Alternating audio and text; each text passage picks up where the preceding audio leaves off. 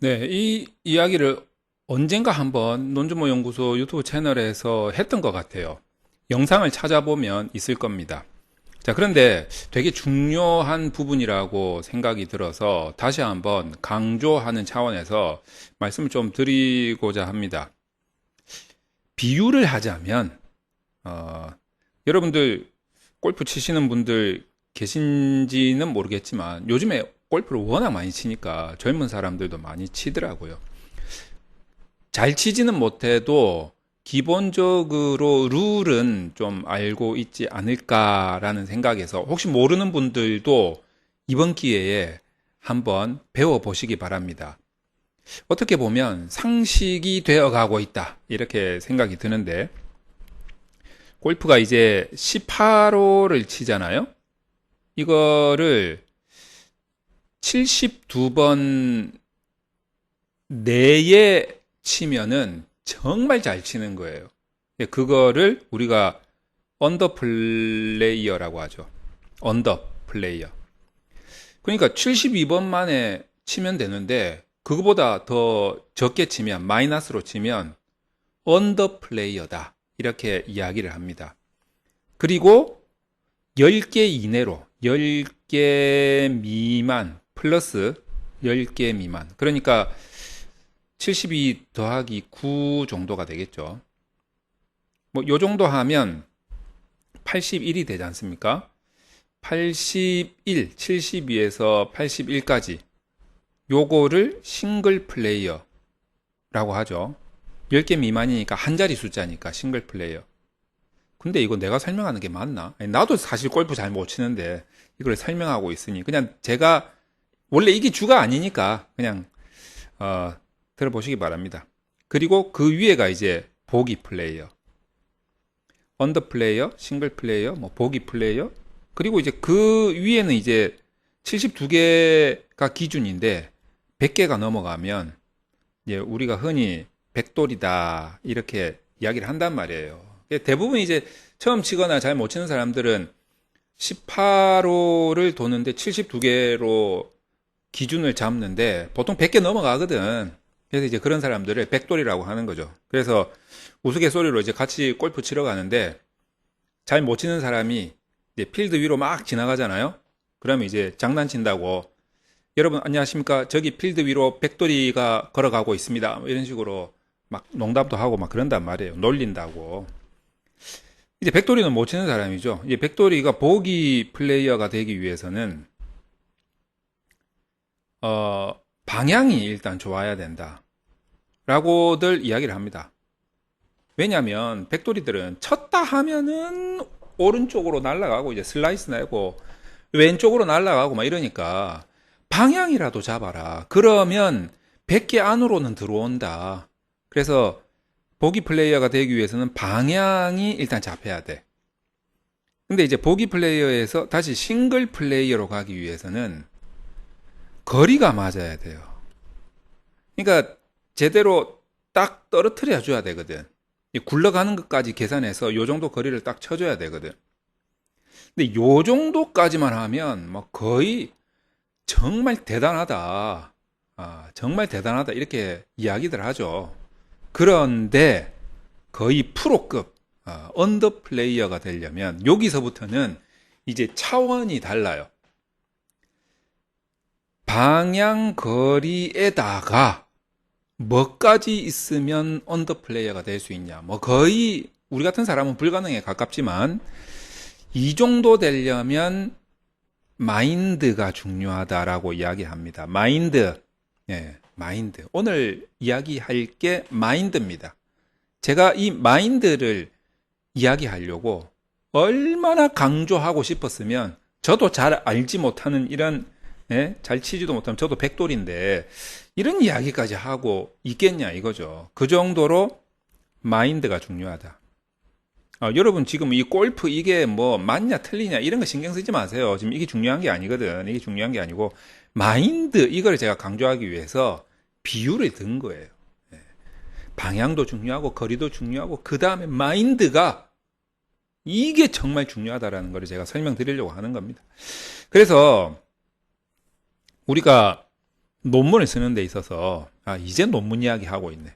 논문을 쓰는 데 있어서 제가 가만히 보면은 논문을 쓰기 위해서 우리는 뭘 해야 됩니까? 논문은 제가 누누이 말씀드리지만 페이퍼 작업이라고 말씀드리잖아요. 이 페이퍼 작업을 하기 위해서는 뭐가 선행되어야 한다? 연구를 하시라 이렇게 말씀을 드렸잖아요. 물론 이제 따지고 보면 연구를 하기 위해서는 이제 애초에 여러분들이 이제 공부가 좀 되어 있어야죠. 이제 공부가 되어 있는 것을 바탕으로 해서 우리는 연구를 하는 겁니다. 그런데 이 논문을 쓰는 연구와 페이퍼 작업의 속도가 엄청나게 느리거나 갈피를 못 잡거나 이런 것들이 있잖아요. 이런 것들은 기본적으로 뭐가 문제가 있는가 가만히 제가 살펴보면 지금 연구를 해서 페이퍼 작업을 해야 되는데 연구를 한다기보다는 공부를 하고 있는 것 같다라는 느낌이 많이 든다라는 거죠.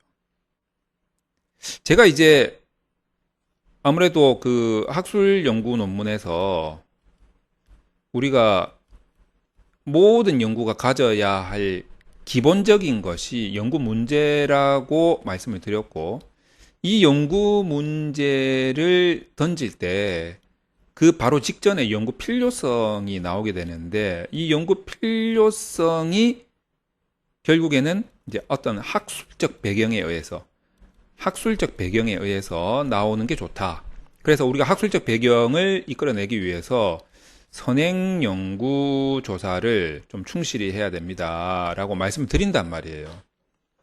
선행 연구 조사를 하라 했지, 선행 연구를 가지고 내가 공부를 하라 했냐 이거예요. 아니, 물론 공부를 완전히 안 한다라고 할 수는 없는데 이 느낌이 조금 다르다라는 거예요. 느낌.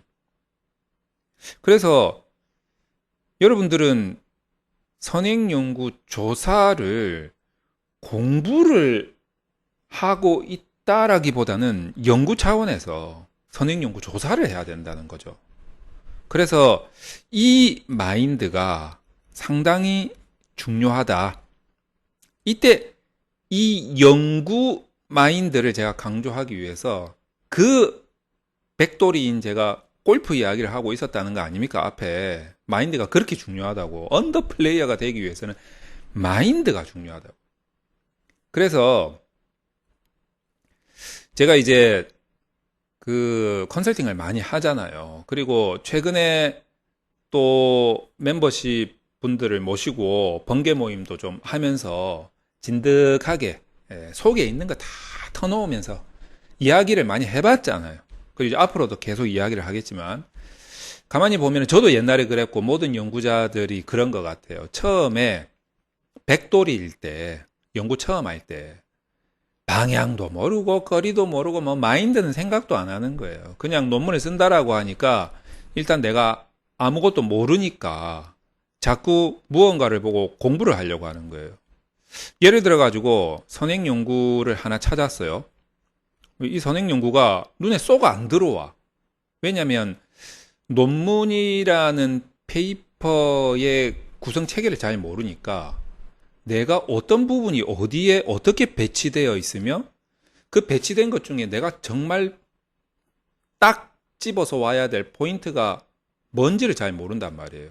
그러니까 이 선행 연구를 1페이지부터 이제 읽고 있는 거지. 그러면 여러분, 그 모든 책들이 좀 그렇잖아요. 소설이 아니고 재미없는 이런 전문적인 책은 공부해야지 라고 생각해서 1페이지부터 싹 보고 끝페이지까지 보는 사람 좀 드물잖아요. 1페이지부터 보다가 한 20페이지 정도 가면 또 스물스물 졸리기 시작하면서 내가 지금까지 뭘 공부했었지? 그러다가 책 덮습니다. 그러다가 한 3일 지나면 잘 생각이 안 나. 그럼 21페이지부터 볼 수 있을 것 같아요? 다시 1페이지부터 보는 거지. 그렇게 1페이지부터 20페이지까지만 우리가 7, 8번 보는 게 기본 아닙니까? 그러다가 결국 21페이지부터는 못 보잖아요. 그러면 결국 선행연구조사는 물 건너 간다. 이제 그런 선행연구조사만 찾아놓고 이렇게 그냥 책상 위에 쌓아놓고 그냥 보기만 해도 뿌듯하지. 내용은 몰라. 그래서 여러분들이 물론 이제 뭐 그게 선행연구조사가 공부가 안 된다라고 표현은 못 하겠지만 이걸 가지고 그냥 막 옛날에 진짜 우리 뭐 고등학교 때 뭐 수학 정석, 저는 이제 그 옛날에 영어 맨투맨 뭐 수학 정석 이런 시절이었기 때문에 맨투맨 수학 정석 보듯이 그냥 막 하루 종일 독서실에 앉아가지고 책 보고 있는 이제 그런 공부가 아니고 그런 느낌이 아니고 그런 마인드가 아니고 연구란 말이에요. 연구. 선행연구는 연구 차원에서 생각을 하자면 선행연구는 동향을 빨리 파악해야 돼요. 동향을 빨리 파악해야 돼요. 빨리 파악하려면 우리 뇌는 한정되어 있기 때문에 선행연구를 어떻게 해야 됩니까? 속독으로 읽을 필요도 있다. 물론 이제 내가 그 죽을 때까지 연구만 하는 직업적인 연구자다. 그리고 내가 뭐 먹고 사는 데 있어서 연구로서만 충분히 먹고 살 수 있다라고 하면 뭐저 같으면 그렇게 빨리 하지 않아도 될 것 같아요. 그런데 보통 이제 학위 논문 쓰거나 학회 논문 쓰시는 이제 학위 논문 심사 청구 자격 조건을 위해서 학회 논문을 쓰시는 분들 그리고 학위 논문을 쓰시는 분들이 대부분이잖아요. 지금 이 영상을 보시는 분들이 대부분이잖아요. 그러니까 오해 없으시기 바랍니다. 이제 그런 분들은 D-Day가 있단 말이에요. 그때까지 논문을 못 내면 다음 달에 내지 이게 아니에요. 6개월을 또 기다려야 돼. 그것도 돈까지 새로 내면서 추가로 부담하면서. 그러니까 우리는 그렇게 평생 이 연구만 하면 됩니다. 이런 입장이 아니라고요. 그래서 조급하거든. 그러니까 그럼에도 불구하고 선행연구를 공부하듯이 계속 읽고 있으면 되겠냐 이거죠. 그래서 약간 속독이 필요하다.